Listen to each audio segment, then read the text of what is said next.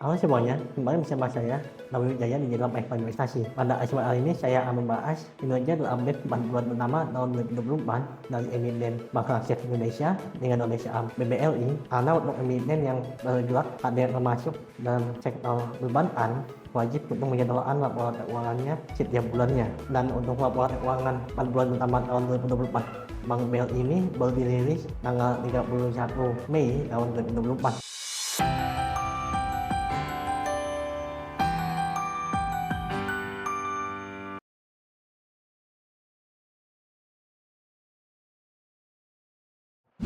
April 2024 yang memberikan investor asing di saham BBLI sebesar 36,1% didominasi oleh institusi biasa dengan total yang memberikan untuk investor asing ini sebanyak 2.431 investor, dan angka 36% ini merupakan kedua yang terbesar ya setelah pemerintah Republik Indonesia yang merupakan pengendali dari emiten Bank Rakyat Indonesia. Dan bila berbicara transaksi setiap harinya, bahan transaksi yang dilakukan oleh investor asing untuk institusi asing khususnya tentu sangat mempengaruhi. Nah, sebagai perbandingan ya, untuk memberikan investor individual itu sebesar 2,73% dengan jumlah investor itu sebanyak 438.685 investor, dan dibandingkan dengan bulan sebelumnya 31 Maret 2024, investor individual itu sebanyak 340.877 investor dan institusi asing itu sebanyak 37%. Yang artinya pada bulan April terjadi distribusi dari investor asing kepada investor lokal sekitar 1%. Dari posisi keuangan pada 30 April 2024 sebagai catatan ya, bahwa ini angka yang dimention adalah untuk bank only atau individu. Total aset Bank BLI turun tipis 0,03% dibandingkan pada 31 Maret 2024 menjadi 1.850,416 triliun rupiah. Total penyaluran kredit itu sebesar 1.150 triliun, bertambah dari 1.141 triliun rupiah per 31 Maret 2024. Dana pihak ketiga yang semula 1.408 triliun rupiah turun menjadi 1.392 triliun rupiah. Dengan jasa itu mencapai 865 miliar, turun dari 871 miliar pada periode atau pada bulan sebelumnya. Tapi secara rasio ya, jasa mengalami kenaikan menjadi 62% dari bulan sebelumnya sebesar 61,8%. Total liabilitas Bank BLI mengalami penurunan dari 1.572 triliun menjadi 1.569 triliun. Total ekuitas bertambah 2,4 triliun rupiah dari 278,39 triliun rupiah menjadi 280,8 triliun rupiah. Kalau masuk laporan laba ruginya, pendapatan bunga Bank BLI untuk 4 bulan pertama tahun 2024 naik 16,5% secara year-on-year menjadi 54,1 triliun rupiah. Tetapi beban bunga naik signifikan 50% menjadi 17,1 triliun rupiah, sehingga menghasilkan pendapatan bunga bersih itu menjadi 37 triliun rupiah atau naik 5,7%. Laba operasional naik 4,1% menjadi 22,2 triliun rupiah, dan laba bersih tahun berjalan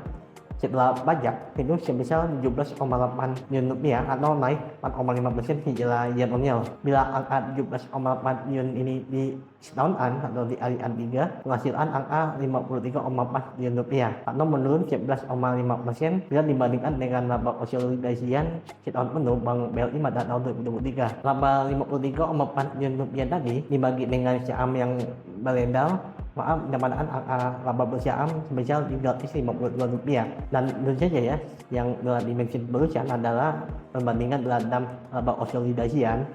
Jadi ini bukan perbandingan yang apple to apple. Bila dihitung dengan laba konsolidasiannya, kemungkinannya sangat besar bahwa earning per share dari Bank BLI menjadi lebih besar sehingga harga wajar itu menjadi naik. Dan bila dibandingkan ya dengan setahun penuh tahun 2023, untuk bank only itu earning per share-nya itu 352 rupiah dengan laba tahun berjalannya itu sebesar 53,1 triliun rupiah. Yang artinya justru laba dari Bank BLI ini bila apple to apple ya, bank only yang setahunan masih lebih besar ya, sekitar 300 miliar rupiah dibandingkan dengan capaian tahun 2023. Mengacu dari guidance manajemen Bank BLI, meskipun revisi turun ya dibandingkan dengan inisial guidance ya, pertumbuhan pinjaman ditargetkan sebesar 10-12% dan interest margin atau NIM 7,6% hingga 8%, credit loss maksimal 3%, NPL itu dari 2,7 hingga 2,9 menjadi ulang dari 3%, cost to income ratio atau yield 41 hingga 42%. Dengan kontribusi laba anak usaha 13,8% dan laba konsolidasi pada kuartal 1 tahun 2024, bahan diproyeksikan pada akhir akhir tahun, kemungkinan besar bagi Bank BLI untuk mencapai earning per share atau laba bersaham sebesar Rp400 dengan PE rasio 15 kali ya, sebagai harga wajar atau valuasi wajar untuk saham BBLI, maka dihasilkan harga wajar saham BBLI sebesar Rp6.000.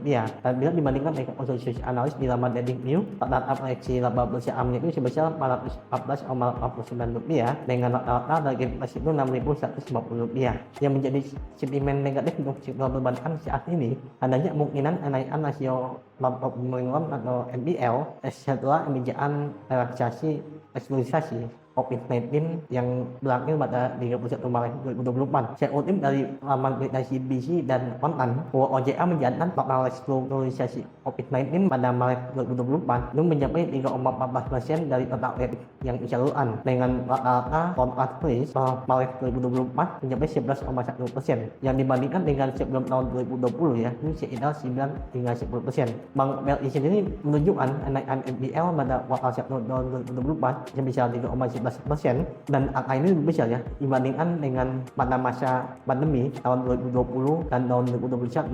Loan analis juga mengalami kenaikan, namun jauh lebih baik ya dibandingkan dari tahun 2020 hingga sebelum tahun 2023 untuk loan analisnya. Meskipun pada tahun 2019 loan analis itu memang di angka 9,78%. Jadi memang kemungkinan ya bahwa NPL dari Bank BLI ini khususnya cukup besar untuk kembali mengalami kenaikan, dengan mempertimbangkan bahwa suku bunga pada tahun ini itu lebih besar ya, atau lebih tinggi dibandingkan dengan pada masa pandemi. Sekian insight dan update Indonesia Bank BLI untuk 4 bulan pertama tahun 2024. Semoga bermanfaat bagi semua. Bye.